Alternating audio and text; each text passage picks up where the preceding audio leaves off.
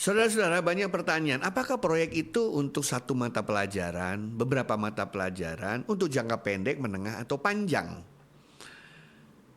Kalau kita belajar secara filosofi pendidikan, hidup dari seorang siswa itu pada dasarnya adalah sebuah proyek kehidupan. Atau UNESCO mengatakan sebagai life project. Setiap siswa punya cita-cita jangka panjang. Dan untuk mencapai jangka panjang itu, maka dia akan melalui berbagai jenis proyek dalam kehidupannya. It's a life project. Nah, ketika dia berada di sekolah, dia perlu mendapatkan pengalaman berada dalam proyek-proyek tersebut.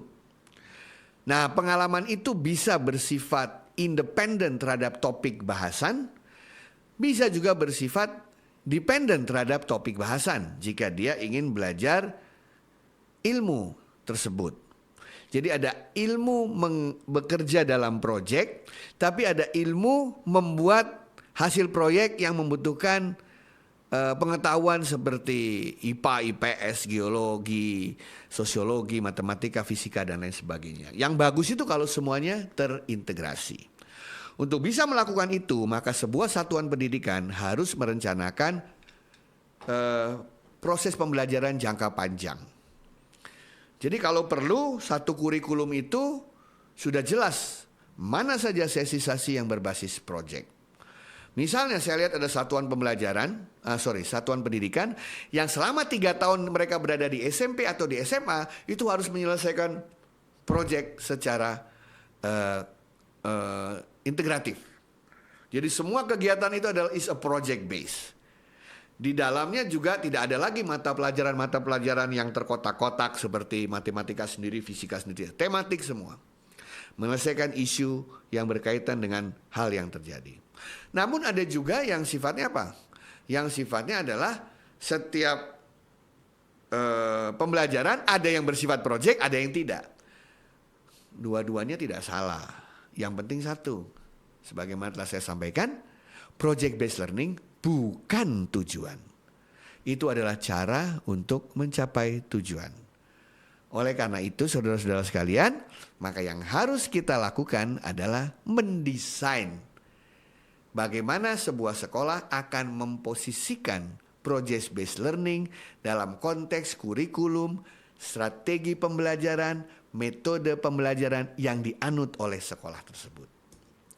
Keputusan dunia saat ini mengadopsi project based learning karena dengan melakukan pembelajaran berbasis project, maka target 21st century skills untuk peserta didik itu bisa tercapai secara efektif dan efisien.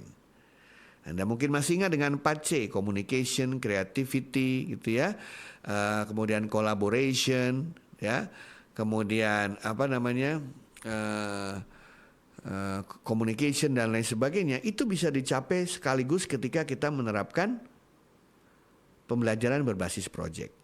Akan lebih indah lagi apabila di dalam proyek itu untuk menghasilkan artefak atau output, siswa harus belajar berbagai ilmu secara integratif. Saya beri contoh, misalnya mengusulkan bagaimana agar banjir di kota besar tidak terjadi lagi. Itu tentu saja membutuhkan ilmu fisika, fluida, membutuhkan ilmu manajemen kota, membutuhkan desain tata kota, membutuhkan marketing untuk mengajak orang lain agar tidak buang sampah sembarangan misalnya.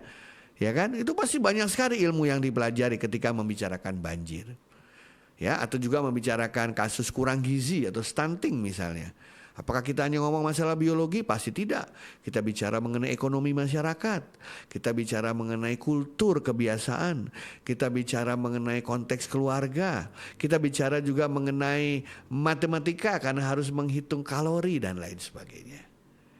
Oleh karena itu, saudara sekalian, setiap satuan pendidikan memiliki strateginya masing-masing, memiliki value-nya masing-masing, memiliki filosofinya masing-masing. Pastikan project based learning yang dikembangkan itu fit proper atau masuk secara baik di dalam filosofi pendidikan masing-masing satuan pendidikan. Anda sudah diberikan kebebasan, kemerdekaan untuk mengatur itu semua. Selamat menerapkan project based learning.